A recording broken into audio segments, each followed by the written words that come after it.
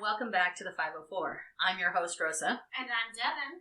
Today, joining us for his debut appearance is our third host. Hi, I'm Dimitri. So last time, I read the first chapter of my novel, A Fairy's Tale. This episode, Dimitri will be reading the first chapter of Devin's as-yet untitled contemporary urban fantasy. Now, over to Devin. Aastrea, an outcast necromancer with a price on her head, can no longer stand by as her sworn enemies fight for their survival. She is owed a debt by the Odensjakt, and can either use this to save the Battle Mages or destroy them. Hank, a member of the Battle Mage High Council, has been locked in combat for the last 2 days. With half the High Council members missing or presumed dead, his magic and his hope of survival are running out. And now, over to Dimitri, who will be reading the chapter. Chapter 1, The Dying Grounds. Hank slumped against the wall. His knees gave, and he fell to his bony butt. His chest was heaving. He felt like he was trying to breathe smoke-filled air through a tiny coffee straw. This was some place to die. An abandoned city in Ukraine. They had been in a non-stop fight for the last 2 days. He didn't have enough energy to keep going like this. None of the battle mages did. A vampire landed in front of him. It was the same as all the others. Dark gray, 2 legs, 2 arms, 2 huge leathery bat wings. It opened its tiny mouth. Hank saw its hundreds of needle teeth, and he knew that it would have about 300 mosquito-like stylets to drain him with. Its tongue flicked across his teeth. Hank pulled on his will and slashed out. La Feta! The vampire's head rolled from its body and hit the ground. The body took a step toward him. Hank kicked out with his left leg and caught the headless body in the knee. It went down hard and started to flail. There was no blood. Hank glanced at the sun and wished for simpler times, when vampires would die if they walked under the sun, when they didn't have such long and effective tongues. 30 feet was way too long. As he pushed and pulled himself to his feet, he thanked his lucky star that the vampire had been stupid. If it had been smart, it would have caught him across the face as it flew by. The vampire's body was still writhing on the ground. Mayak came running around the corner. Hank tried to move out of his way, but was too slow. Mayak landed flat on his back, and Hank hit the wall again. Mayak groaned. Hank was too tired to waste his breath on simple pleasures like groaning. 2 vampires stalked around the corner. The third circled overhead. Hank grabbed Mayak and pulled him to his feet. Focusing on the 2 on the ground, he pushed more will out. Incinerare! Mike had one hand on his chest and the other on Hank's arm. He was leaning heavily on Hank for support.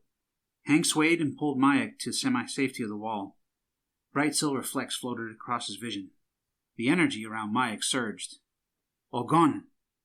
Mayak whispered, as he pointed at the circling vampire. The vampire burst into flames. Its scream made Hank's head feel like it was being pounded. The vampire flew off in search of a way to put itself out. Hank glared at Mayak. Next time, be sure to kill it. That one's going to come back for sure with a vengeance. Mayak's face turned a shade lighter. Sorry. Hank let him go, pulling his shirt collar up. Mayak was still panting when he spoke. Asiano has ordered everyone to fall back to the church. Hank grunted. Well, that's it then. Last stand at the church. We only have to hold until our allies get there, tomorrow morning. Mayak grinned. Hank thought about telling him that in their condition, with their depleted numbers, they wouldn't make it through the night. Instead, he slapped Mayak on the back and nodded.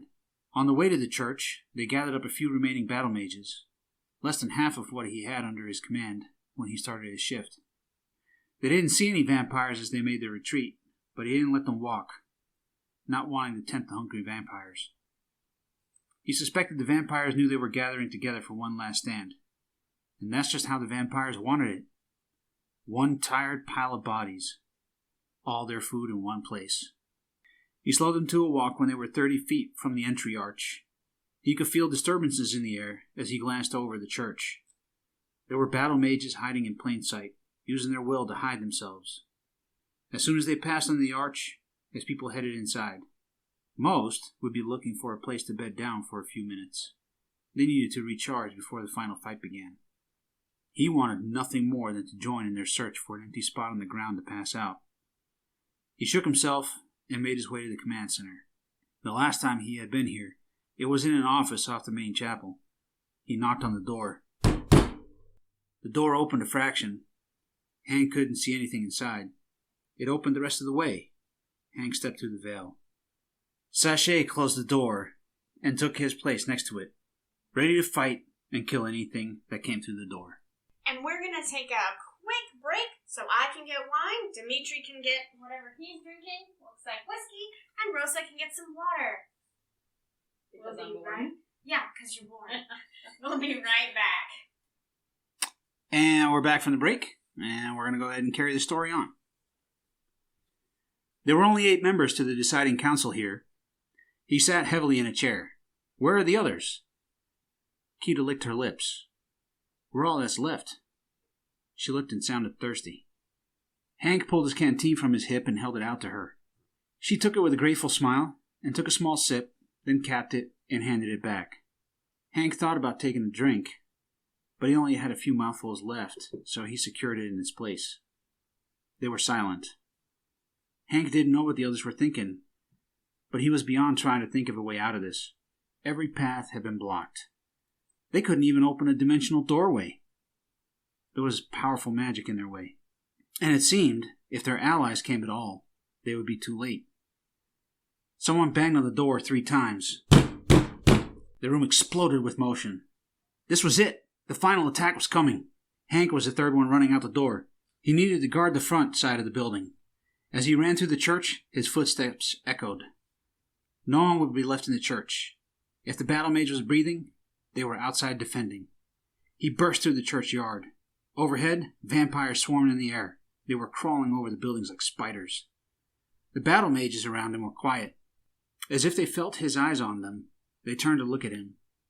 They looked drained. None of them looked like they were going to give up without a fight.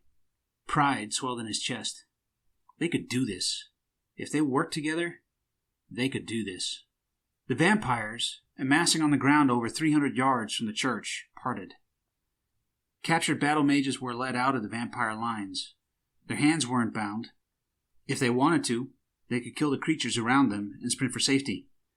But they didn't want to, and binding them wasn't necessary. Not when you could control someone just by licking them. The vampire landed outside the arch. Energy surged in the air around the thing as it took human form.